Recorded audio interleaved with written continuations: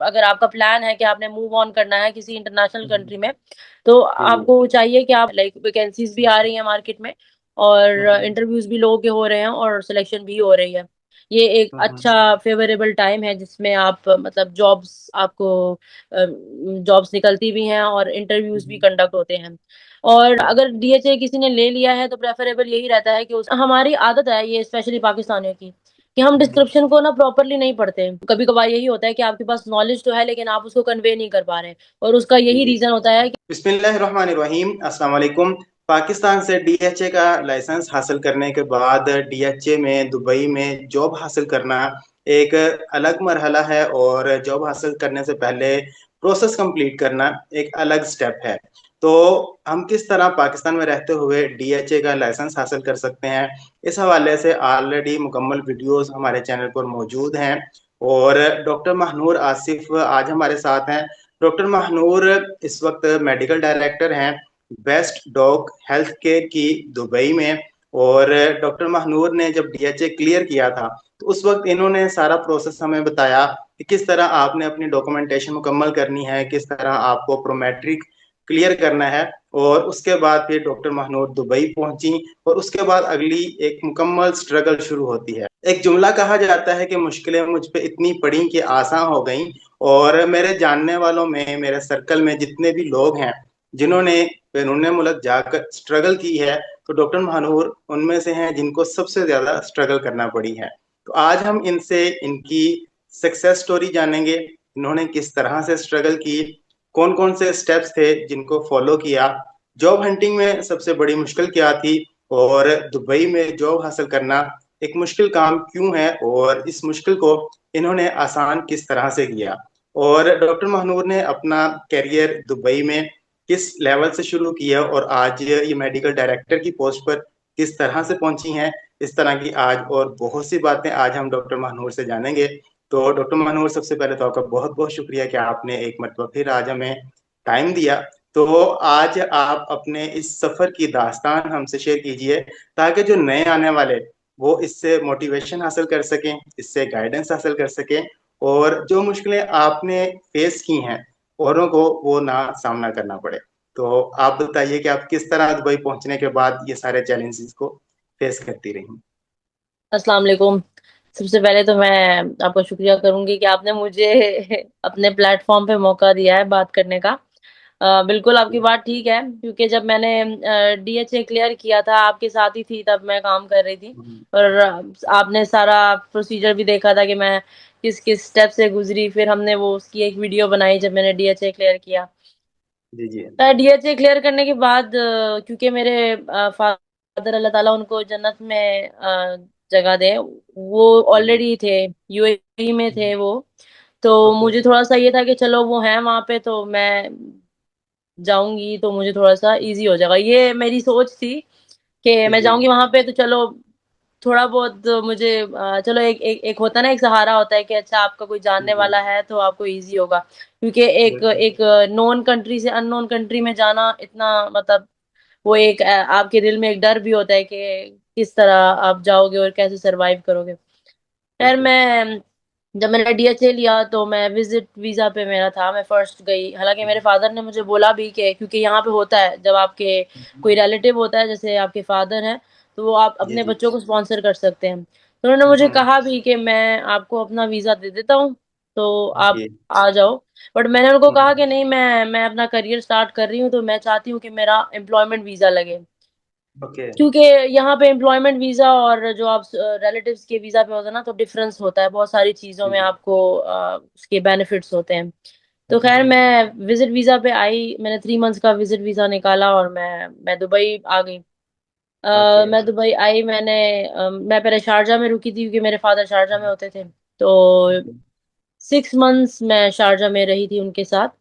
और मैं ऑनलाइन ही, क्योंकि मैंने फिजिकल, मैं पहले क्योंकि मैंने ना जब पाकिस्तान से जा रही थी मैंने लिस्ट बनाई ठीक है। क्लिनिक्स की और हॉस्पिटल्स की कि ये क्लिनिक्स हैं, हॉस्पिटल्स हैं। और मैं ना उनके नंबर्स भी लिख लिए थे ताकि अगर मुझे कांटेक्ट करना पड़े तो मैं उनको कांटेक्ट कर लूँ। मैं वो ओके। लिस्ट बना के जब आई तो मैंने बना लिया था एक अपना के प्लान के, अच्छा मैं अभी इस जगह जाऊंगी।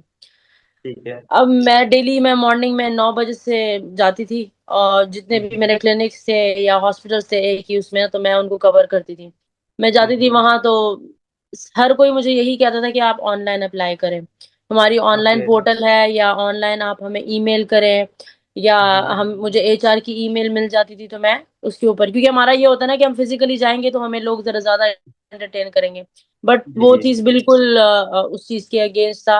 मतलब किसी ने भी हम्म, मुझे फिजिकली नहीं एंटरटेन किया, और सब ने मुझे यही बोला कि आप ऑनलाइन अप्लाई करें। फिर ओके। मैंने ऑलमोस्ट 1 महीना ऐसे ही किया, और मुझे लगा कि ये मतलब यूजलेस है जाना विजिट करना, क्योंकि ऑब्वियसली हम्म, मुझे लोकल जाना पड़ता था, कोई अपनी जी। कन्वेंस तो थी नहीं, वो भी अलग से हम्म, डिफिकल्टी थी, वो एक अलग एक्सपेंसेस थे। जी। खैर मैंने फिर उसके बाद ऑनलाइन मुझे पता चला, जैसे इंडीड एक प्लेटफॉर्म है, लिंक्डइन है, हम्म, और इस जी तरह जी। नौकरी गल्फ है, इसी तरह 2-3 और प्लेटफॉर्म्स है। तो मैंने सब प्लेटफॉर्म्स पे अपना अकाउंट बनाया, और उसके ऊपर मैंने सीवीज डालना शुरू कर दी।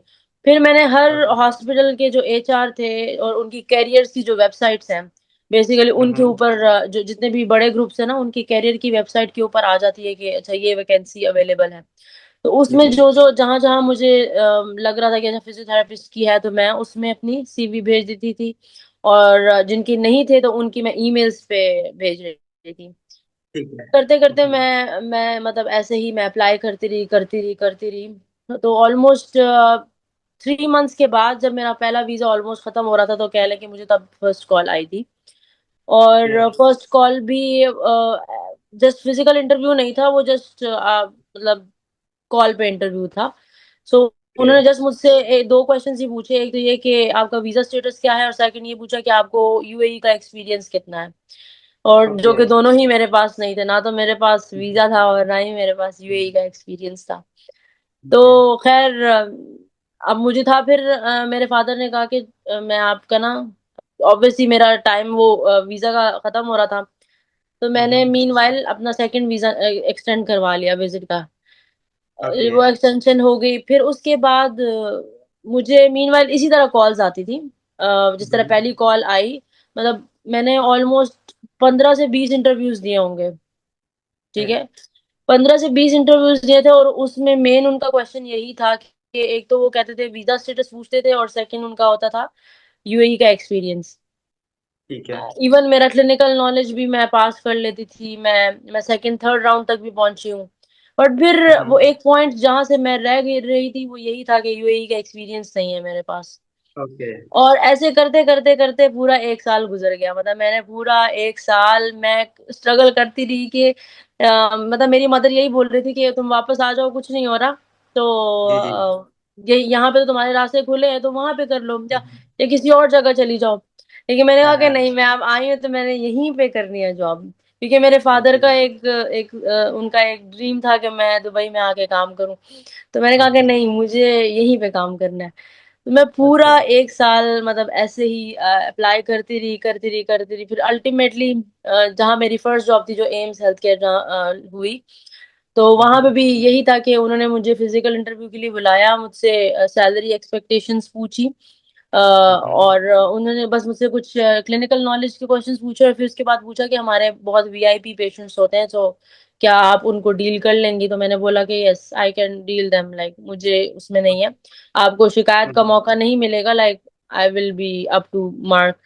तो खैर वो मेरी फर्स्ट जॉब थी, और मैं उसमें भी हैरान थी कि नहीं, अभी भी शायद नहीं लगी मेरी जॉब। लेकिन ओके। खैर 1 साल के बाद फिर पूरा 1 साल, मतलब आप कह लें कि मैं फेब्रुवरी में गई थी, और मुझे जनवरी में कॉल आई नेक्स्ट ईयर की, ओके। 2022 के मैं फेब्रुवरी में गई थी, और जनवरी 2023 में मुझे कॉल आई थी फर्स्ट, और वो मेरी फर्स्ट जॉब थी।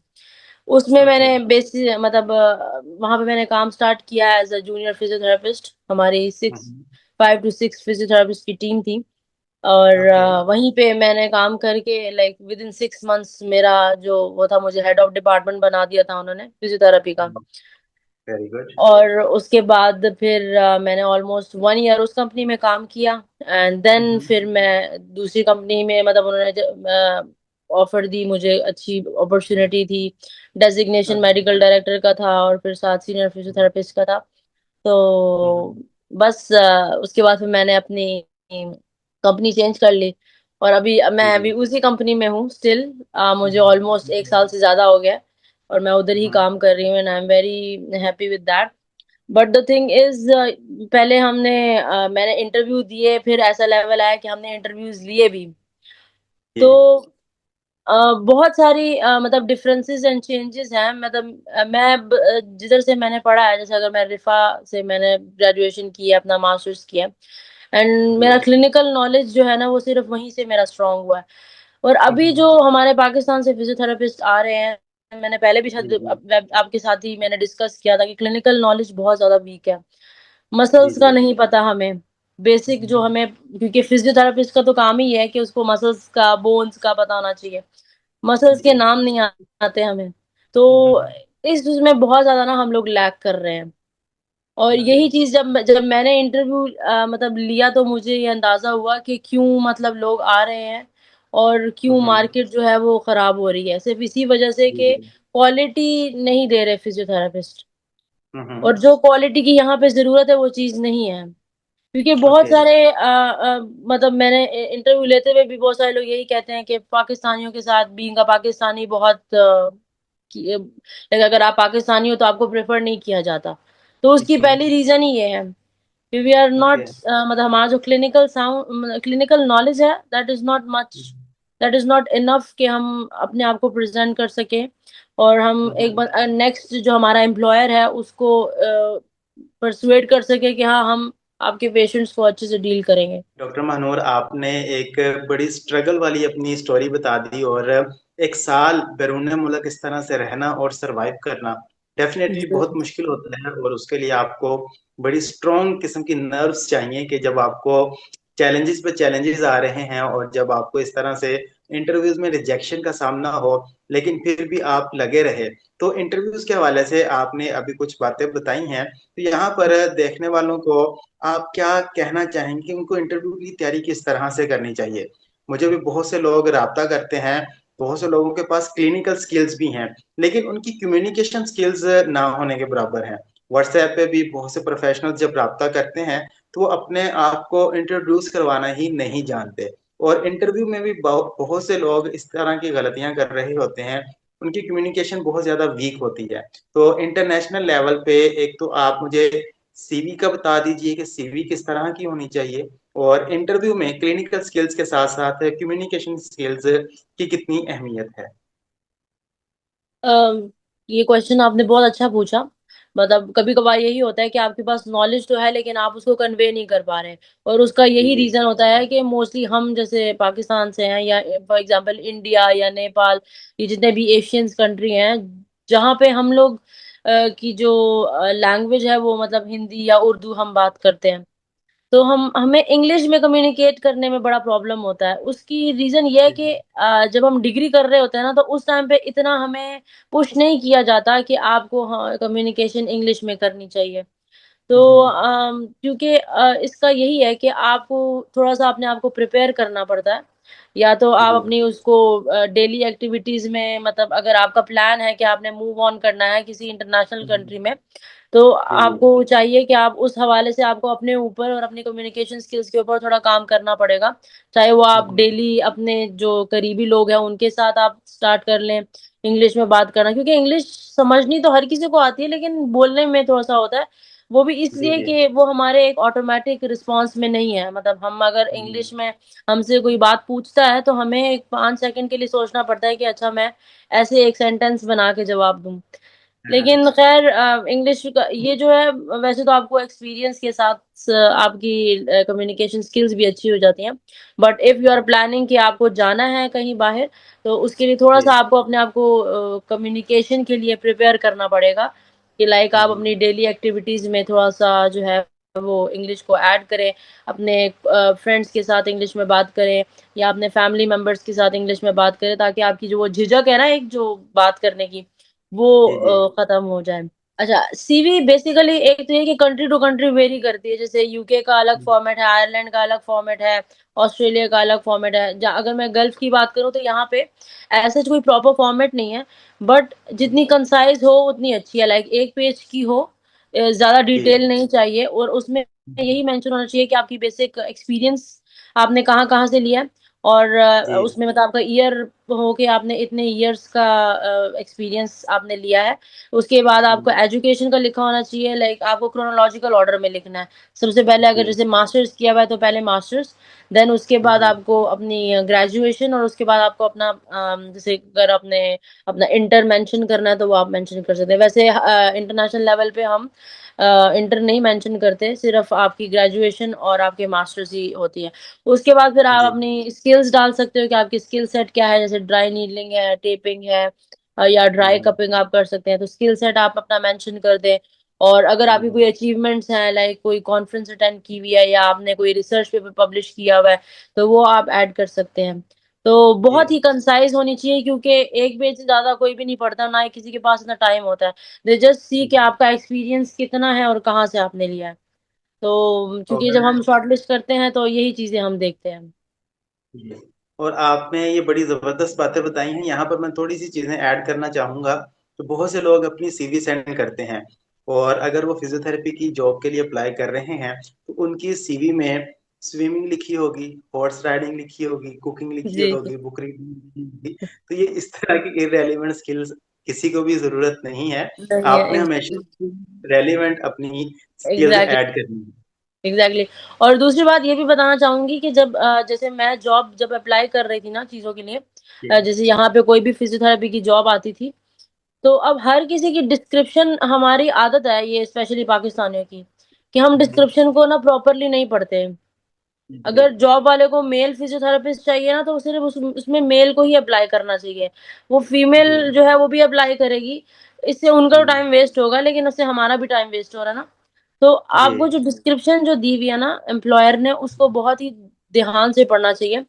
तो अपनी सीवी आपको उसके अकॉर्डिंग चेंज करनी है। जैसे फॉर एग्जांपल, अगर मैं जैसे जनरल फिजियोथेरेपी भी करती हूँ और मेरा स्पेशलिटी है स्पोर्ट्स में, तो अगर जी कोई स्पोर्ट की वैकेंसी आती है या कोई स्पोर्ट्स रिलेटेड कोई वैकेंसी होती है फिजियो की, तो मैं अपनी सीवी की जो डिस्क्रिप्शन है या अपना जो एक्सपीरियंस है उसके अकॉर्डिंग उसको मॉडिफाई करती हूँ। लेकिन अगर कोई जी जगह जनरल फिजियोथेरेपिस्ट चाहिए, लाइक जेरियाट्रिक पॉपुलेशन के लिए या पीडियाट्रिक के लिए, या जनरल जी जी फिजियोथेरेपिस्ट चाहिए, तो फिर मैं अपनी डिस्क्रिप्शन उसके अकॉर्डिंग चेंज करती हूँ।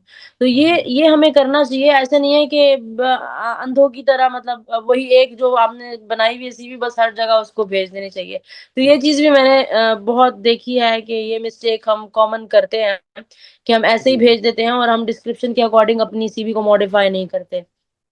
बिल्कुल। और डॉक्टर महानूर, आपने इतनी स्ट्रगल की, तो देखने वालों को क्या मैसेज देना चाहेंगी? बहुत से लोगों के पास लाइसेंस मौजूद है, और अक्सर लोगों के पास एचसीपीसी है, और उन्होंने एचसीपीसी की बेस पर डायरेक्ट सीएम में टेस्ट दिए बगैर भी लाइसेंस हासिल कर लिया है। वो इस वक्त पाकिस्तान में मौजूद हैं, और अक्सर वो गिला करते हैं कि हमें जॉब नहीं मिलती। जिस तरह आपने बता दिया कि फिजिकल कैंडिडेट्स को ज्यादा प्रेफर किया जाता है, और जॉब के लिए काफी स्ट्रगल भी करना पड़ सकती है। तो देखने वालों को आप क्या मैसेज देना चाहेंगे कि अगर आप गल्फ कंट्रीज में और खास तौर पर यूएई में जॉब के लिए अप्लाई कर रहे हैं, तो किन बातों का खास ख्याल रखना लाजमी है? बेसिकली जैसे अब अगर आपने एचसीबीसी की बात की है, तो अगर तो डीएचए किसी ने अचीव कर लिया है, तो बेहतर यही है कि वो विजिट करे। लेकिन यहाँ पे क्या होता है कि यूएई में कंसंट्रेशन बहुत ज्यादा हो चुकी हुई थी पिछले दिनों। ओके। लेकिन यूएई ने फिर वीजाज हमारे बंद कर दिए थे। तो जब ठीक वीजा है। हमारे नहीं मिल रहे थे, तो उससे थोड़ा सा ये था कि जो लोग वीजे खत्म हो गए थे वो चले गए वापस। अब ये कि थोड़ी सी मार्केट वापस अपने नॉर्मल उसमें आ रही है, लाइक वैकेंसीज भी आ रही है मार्केट में, और इंटरव्यूज भी लोगों के हो रहे हैं और सिलेक्शन भी हो रही है। मतलब अभी ओके। मैं ये बोलूं कि कंसंट्रेशन उस तरह नहीं है, अब कम हो चुकी है कंसंट्रेशन। तो उसमें ओके। यही है कि अभी जैसे मैं आपको बताऊं कि ये जून जुलाई अगस्त, इसमें जो है ना थोड़ी सी जॉब की वो कम हो जाती है, क्योंकि वेकेशंस हो जाती हैं बच्चों की। तो लोग जो है, जैसे अगर कोई एम्प्लॉयर है तो वो बाहर चला जाएगा कंट्री से, तो वो जो इंटरव्यूज है, सिलेक्शंस है, वो थोड़ा सा प्रोसेस स्लो हो जाता है। लाइक ठीक है। सितंबर उसके बाद ऑनवर्ड्स टिल दिसंबर आप अप्लाई करें। ये एक अच्छा फेवरेबल टाइम है जिसमें आप मतलब जॉब्स आपको जॉब्स निकलती भी हैं और इंटरव्यूज भी कंडक्ट होते हैं। और जी। अगर डीएचए किसी ने ले लिया है तो प्रेफरेबल यही रहता है कि उसको यहाँ पे जो वर्क के लिए जो विजिट वीजा यूएई ने दिया हुआ है वो लेके इधर आना चाहिए, क्योंकि यहाँ पे ओके। मेजरली जो है ना वो लोगों को फिजिकली ही प्रेफर किया जाता है, रादर देन कि उनको कंट्री से बुलाया जाए। तो ओके। अब जो भी मूव ऑन करना चाहता है वो सबसे पहले ये सोच ले कि उसके पास इतने रिसोर्सेज हों कि वो एटलीस्ट अपने हम्म। आप को 3 से 6 मंथ्स तक अपने आप को सरवाइव कर सके। क्योंकि बहुत सारे जी। लोग इसीलिए फेल कर जाते हैं कि वो 1 महीने 2 महीने का सोच के आते हैं कि हाँ 1 महीने 2 महीने के बाद हमें जॉब मिल जाएगी, बट क्योंकि हम्म। यहाँ पे सिचुएशन वैसी नहीं होती जैसे उन्होंने सोचा होता है, एंड देन दे गो जी। बैक। तो वो जो उन्होंने लगाया होता है जो पैसा वो भी जाया हो जाता है। तो हम्म। मुझसे कोई भी जब पूछता है ना कि हमें क्या करना चाहिए, तो मैं उनको यही बोलती हूँ कि इफ आपके पास अगर 6 मंथ्स तक के रिसोर्सेज हैं अपने आप को जी। सरवाइव करने के लिए यूएई में, तभी आप आए। क्योंकि एक वीजा में अगर एक विजिट वीजा में जरूरी नहीं है कि आपको जॉब मिल जाए, ठीक है, ओके। आपको वो एक्सटेंड करवाना ही पड़ता है सेकंड उसमें। हम्म। तो मेरा मैसेज यही है कि अगर आपने एक एम कर लिया है, एक गोल बना लिया है, तो उसके लिए आपको जो है वो थोड़ी सी अपने ही हिसाब से सेविंग भी करनी चाहिए, ताकि अगर हम्म। आप मूव ऑन करें तो आपको किसी और से मतलब जैसे लेना ना पड़े या घर से ना मंगवाना पड़े, क्योंकि वो एक अलग ही हेडेक होता है कि हाँ हमें जी। घर जी। से पैसे मंगवाने हैं। तो अगर आपका एक बिल्कुल। गोल है तो अपने आप को प्रिपेयर करके आए। बिल्कुल, आपने डीएचए ले लिए तो ऐसे नहीं कि बस नेक्स्ट टाइम आपने वीजा लिया और आप आ गए। इंस्टेड आपको पूरा जी। प्लान करके जो है वो आना चाहिए। चलिए डॉक्टर महानूर, आपके कीमती वक्त का और आपकी इतनी कीमती बातों का बहुत बहुत शुक्रिया। और डेफिनेटली देखने वालों को आज की इस वीडियो से एक मोटिवेशन भी मिलेगी।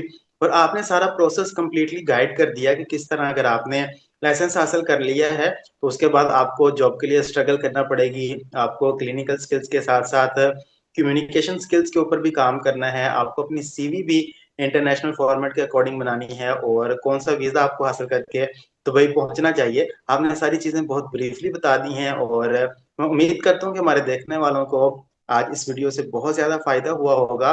और अगर हमारे देखने वाले कोई बात पूछना चाहते हैं तो वो कमेंट्स में पूछ सकते हैं। अगर आप हमसे 1 to 1 गाइडेंस लेना चाहते हैं और आप 1 to 1 कंसल्ट करना चाहते हैं तो आप दिए गए नंबर्स पर रब्ता करके हमसे 1 to 1 अपॉइंटमेंट भी ले सकते हैं।